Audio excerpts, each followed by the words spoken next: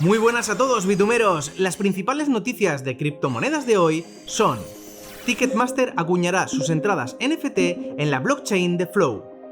La inflación en la eurozona marca otro récord llegando al 9,1%. El fiscal general de Colombia demanda a Michael Saylor y a MicroStrategy por evasión fiscal. Los productos de ETH crecen en agosto mientras que los de BTC caen. Llega a Cardano el primer protocolo de préstamos. Recuerda darnos un like, suscribirte y darle a la campanita para poder continuar haciendo contenido como este. ¡Comenzamos!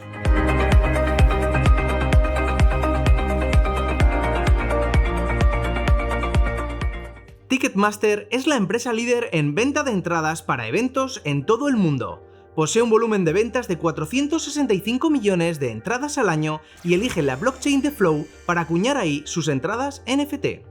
De momento, el objetivo es que estas entradas NFT sean de carácter conmemorativo, ya que no son válidas para entrar al evento con ellas. Necesitarás la entrada adquirida con el código de barras. La empresa elige la blockchain de Flow por su carácter ecológico, ya que acuñar un NFT en esta blockchain supone un consumo ínfimo de energía. Por ejemplo, una búsqueda de Google o una publicación en Instagram tienen un consumo superior. Hasta el momento en el que publicamos el vídeo, ya se han acuñado más de 5 millones de NFTs en la red de Flow a través de Ticketmaster. Aunque de momento solo sean entradas NFT conmemorativas, esto solo es el comienzo de este caso de uso de la tecnología blockchain. Quién sabe, posiblemente en unos años este sea el estándar que todos usaremos para asistir a eventos. Y con respecto a esta noticia, te lanzamos una pregunta. ¿Comprarías una entrada NFT para ir a algún concierto? Si es así, déjanos tu opinión en los comentarios. Ya sabes que el más destacado lo pondremos en el noticiario de mañana.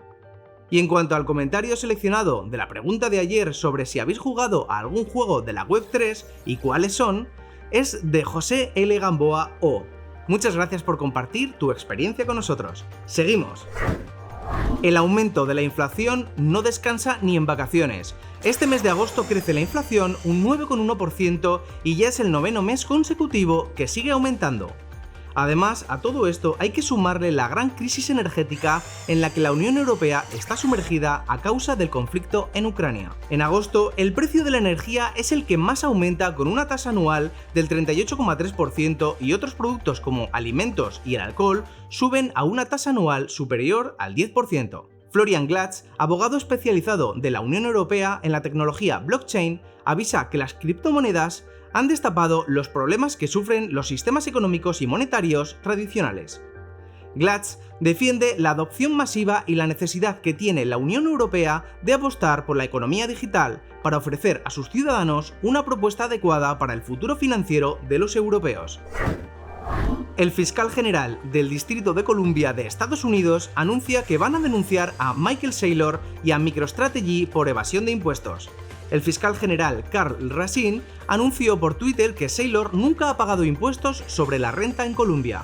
También dice que la empresa conspiró para ayudar a su ex CEO a evadir impuestos. Según el fiscal, Saylor debe cientos de millones de dólares atrasados en impuestos por su residencia en Colombia. Hace un mes, Saylor anunció que dejaba el puesto de CEO en MicroStrategy para convertirse en director ejecutivo.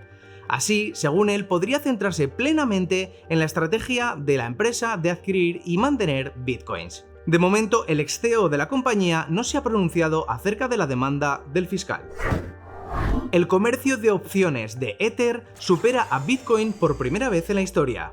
El valor acumulado en dólares por contratos de Ether en el exchange Deribit es de más de 5.700 millones de dólares.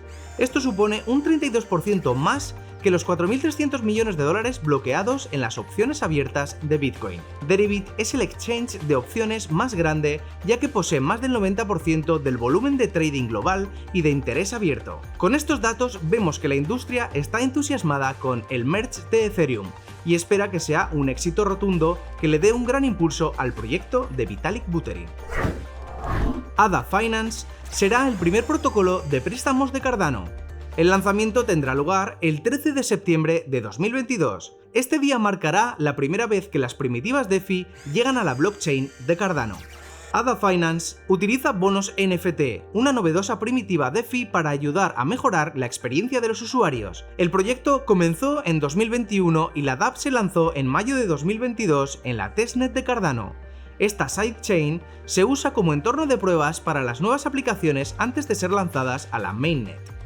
Los problemas de Cardano en el pasado con la implementación de nuevos proyectos pone en entredicho el éxito de ADA Finance, ya que cuando se lanzó en enero el mercado NFT JPG.store, la mainnet experimentó una congestión que afectó a los tiempos de las transacciones.